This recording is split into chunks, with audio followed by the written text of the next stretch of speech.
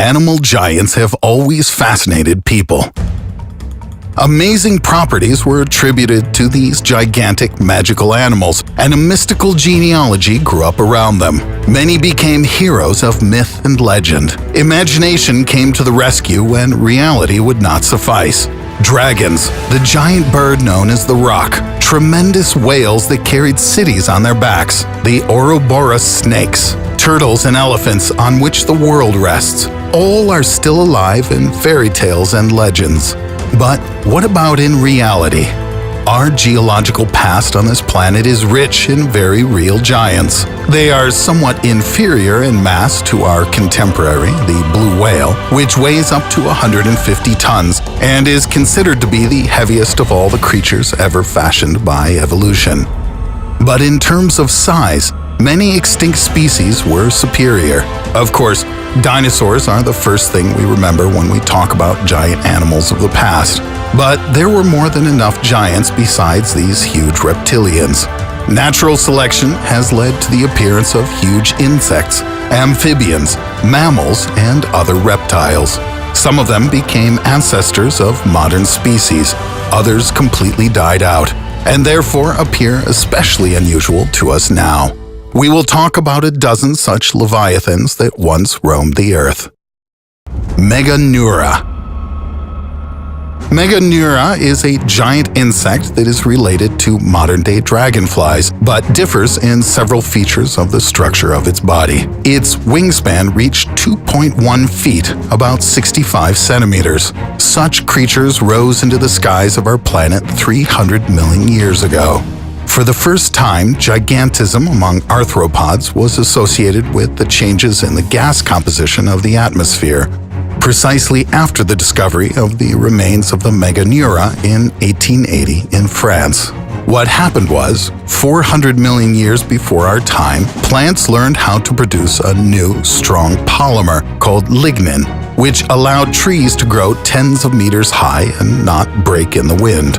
But when the plant died and fell to the ground, no microbe, fungus, or natural oxidizer could decompose the wood and return its constituent parts to the natural cycle of substances. Untouched wood accumulated in marshy soil, gradually turning into coal. Due to photosynthesis, carbon began disappearing from the ecosystem, and more oxygen entered the atmosphere. Arthropods and other creatures, whose size was limited by their ability to deliver oxygen to their internal organs, very soon turned into real giants. Insects showed this tendency very clearly. In addition, the new composition of the atmosphere influenced flight characteristics as well, altering aerodynamics. The oxygen content in the air was at least 35% in the Carboniferous period, 359 to 299 million years ago. This is probably what allowed Meganeura and others to reach such a tremendous size, but also caused their deaths when the oxygen content later decreased. Arthropleura. A centipede or a millipede can cause unpleasant feelings for many people, even when they are small enough to fit in the palm of your hand. Now imagine one more than 2.5 meters or 100 inches long and with a width of half a meter. Such creatures, the Arthropleura, were found on our planet between 340 and 280 million years ago. An entire specimen has not yet been recovered. Fragments of up to 35 inches, almost a meter long, have been found in Germany, and footprints in Scotland, the USA, and Canada.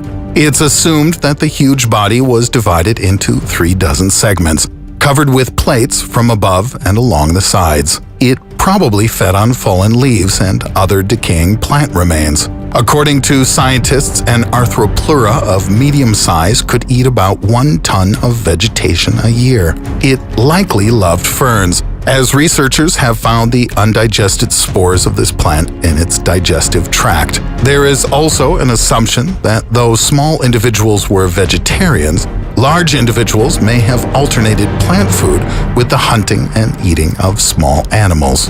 The extinction of the Arthropleura is associated with a decrease in the percentage of oxygen in the atmosphere at the beginning of the Permian period, as by this time the evolution of fungi and microbes finally allowed them to process lignin, and the composition of the atmosphere changed once again, affecting the Earth's climate and all of its fauna.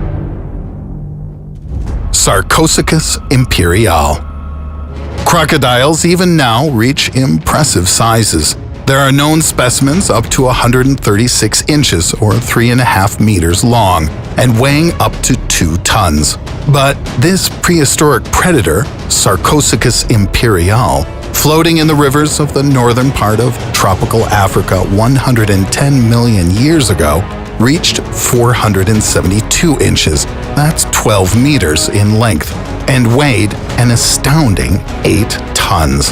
Paleontologists discovered a petrified jaw of one of these beasts in Niger in 1997, the length of which was equal to the height of a man.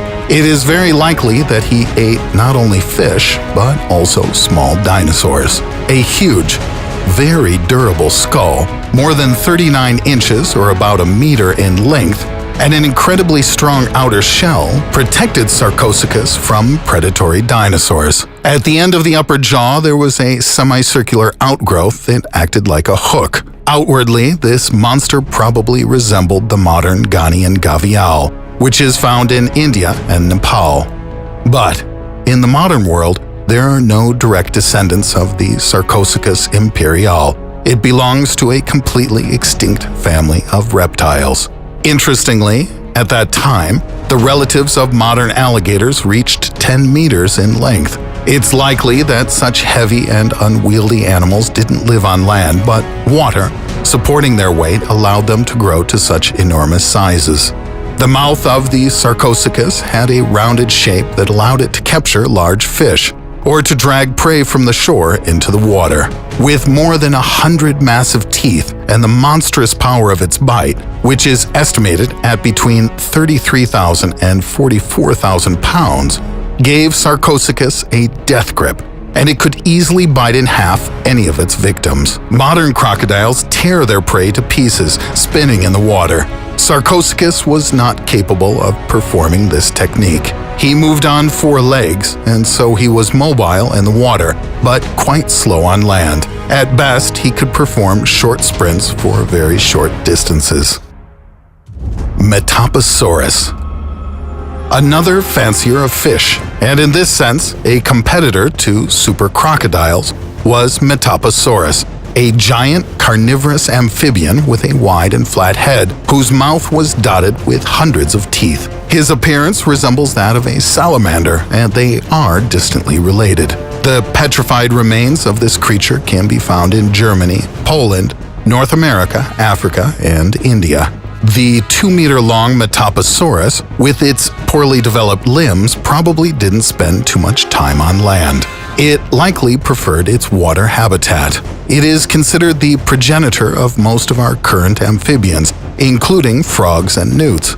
Their remains are usually found in the form of clusters of skeletons of large individuals that perished in drying reservoirs. It's likely that the adults of the species simply couldn't move across land, and therefore didn't even try to find their way to a neighboring lake or pond. Younger animals of the species are found in the coastal strips of water bodies. It's likely that up to a certain age they were more mobile than the adults. Paleontologists believe that the lifestyle of large individuals was spent as a kind of living trap. The Metaposaur lay hiding on the bottom of a body of water and performed a quick attack move when prey swam close. But there is an assumption that Metaposaurus could have been more active predators as well. This is indicated by the location of the eyes, suggesting a fairly accurate ability to estimate distance. Metaposaurus disappeared during a major extinction event which occurred about 201 million years ago. It affected many animals, including large amphibians, which opened the way for dinosaurs to dominate the planet. Megatherium. Megatherium, the giant ground sloth, is the ancestor of the armadillo, the anteater, and the modern sloth, and was about the size of an elephant. They were one of the largest terrestrial animals, and their body length reached 236 inches or 6 meters, and their weight was as much as 8,800 pounds or 4 tons. They moved mainly on their hind legs, using their tail for additional support. These giant sloths lived mainly in what is now North America. Their earliest remains are dated to about 5 million years ago, and the last of these beasts probably heard human speech, for they disappeared just 11,000 years ago. The animals were most likely very strong, but they were slow. Their skeleton was very tough. It's assumed that the giant sloths could pick leaves from trees, having paws with claws 1.5 meters long, and very well adapted for such foraging. Few animals could reach as high as a sloth. A swipe of such a paw could easily kill an animal, and the shape of their elbows speaks of an ability to swing and jab quickly. It's possible that the Megatherium ate meat, or maybe their front paws were used just for fighting. Phorusrhacids, or the terror birds. Modern African ostriches reach over 2.5 meters or 106 inches high and can run at speeds of between 37 to 43 miles per hour, but they are unlikely to surprise a person like you or me. But a giant bird of prey capable of swallowing a medium-sized dog, that perhaps inspires some fear. The oldest remains of the Phorusrhacids, nicknamed the terror bird, date back 60 million years, and the last skeleton about 2 million. Previously, it was believed that these birds went extinct because of man. Modern theory says they died out before the appearance of human beings. The terror birds didn't fly, but ran at speeds of up to 31 miles per hour, with a height of as much as 118 inches. That's 3 meters. Prey could not escape. There are suggestions that the Phorusrhacids were good runners, as long as they were going in a straight line, but it is surmised that they lost much of their speed when turning, which gave a greater chance of survival to small, dashing prey. A long, curved beak, similar to the beaks of modern winged predators, helped to tear the flesh of its victims. It's impossible to crush prey much with such a beak, but it is very useful for striking powerful blows. And it's also quite possible that the Phorusrhacids enjoyed dining on carrion. The largest skull that has been found from among this family of giant birds was 29.5 inches, or about 75 centimeters in length. Phorusrhacids are found in South and North America, a rare example of the migration of a South American species to the north after the formation of the Panama Isthmus. Their closest contemporary relatives are South American birds of the Cariamidae family, whose height reaches 35 inches or 90 centimeters. Agorocassis. The length of a modern shrimp can reach 11.8 inches. Not too shabby, but 480 million years ago, in our ancient seas, there was a shrimp 78 inches long, Agorocassis. We don't know exactly what it tasted like, but scientists have learned quite a lot about its appearance and internal structure. Like a modern whale, it sieved plankton from the water, but used mesh sprouts on its head to do this. Agorocassis was not afraid of competitors. The rest of her kind, now completely extinct, were mostly predators, and more species of plankton filled the seas.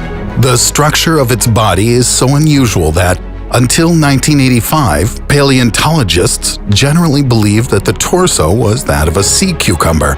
Its oral appendages with its teeth were thought to belong to jellyfish, and the appendages on their heads, shrimps.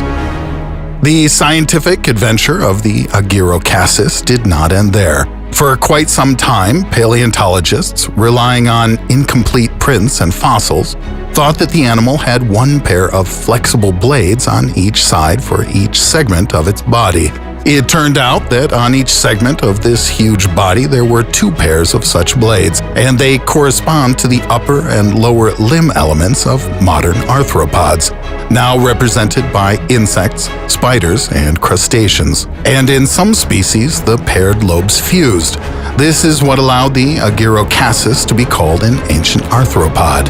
It is very likely that the study of this ancient creature will help us understand how limbs developed in representatives of this family. The sea scorpion.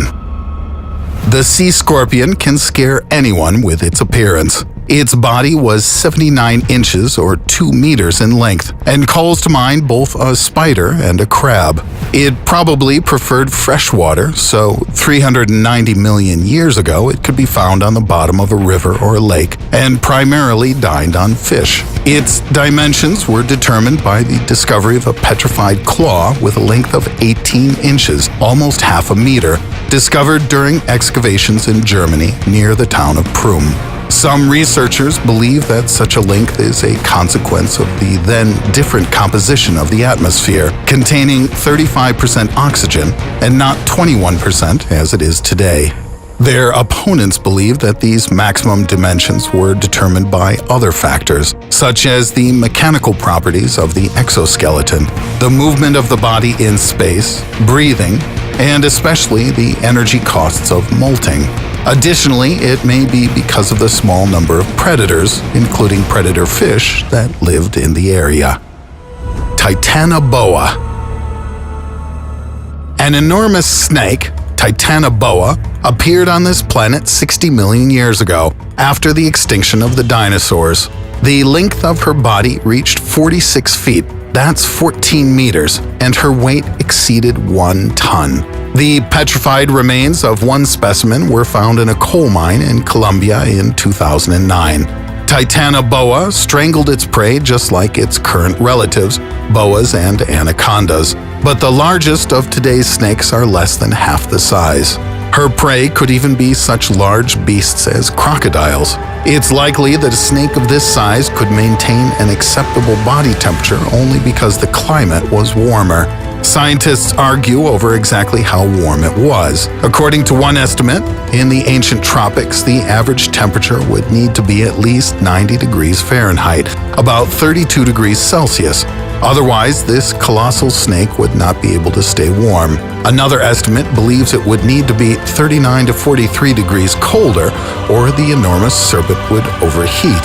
Titanoboa was the largest land predator for over 10 million years and is the largest snake ever to be found on our planet. For comparison, the longest current snake is a python about 12 meters long. This particular individual lives in captivity in a Japanese zoo. Wild specimens are normally not larger than 10 meters long, and the heaviest anaconda ever found weighed less than 500 pounds, or about 226 kilograms. Megalodon. Megalodon is a giant shark, markedly larger than the size of a modern great white, that plowed the prehistoric seas and oceans. It was, get this, 30 times heavier than a great white. The remains found of Megalodon are dated from between 15.9 to 2.6 million years ago, although there is information about other discoveries with somewhat ambiguous dating. To establish the exact dimensions of Megalodon is rather difficult. Like all sharks, they were cartilaginous fish, and cartilage decomposes much more easily than bone, so there are very few petrified remains. Basically, scientists find well-mineralized fragments of the spine and ancient shark teeth of up to 7 inches or 18 centimeters long, hence the name Megalodon, which in Greek means huge tooth. In the mouth of this megabeast, there are 276 teeth in 5 rows, located in a jaw 2 meters wide. That's about 80 inches. The jaws could squeeze their prey with twice the force of a modern shark. Thus, Megalodon, due to its size, had one of the strongest bites ever known to science. According to calculations, the length of a large megalodon was not less than 16 meters, and the weight of such an individual is estimated at 47 tons. For comparison, the length of the largest modern fish, A large great white shark does not exceed 12 meters. Megalodon teeth deserve special attention. They are relatively thin, but incredibly strong. They can bend and have deep, large roots and serrated cutting edges. With these teeth, you can cut or chomp through just about anything, including the vertebrae and ribs of large animals.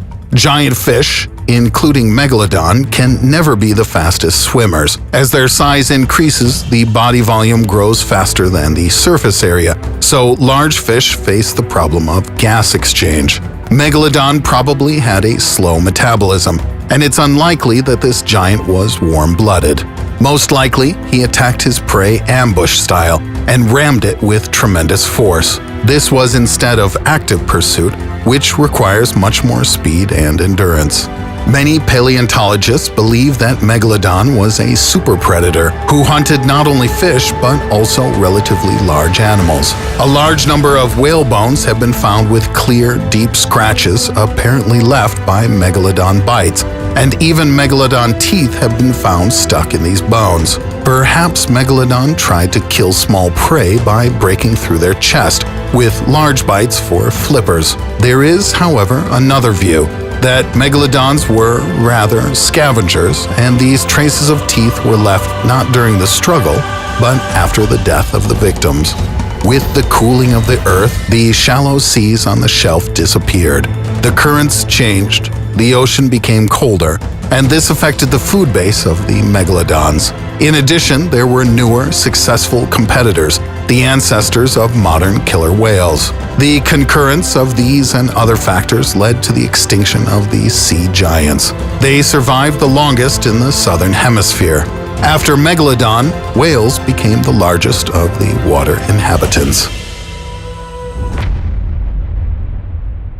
What will be if we wrap you round and round with Scotch tape?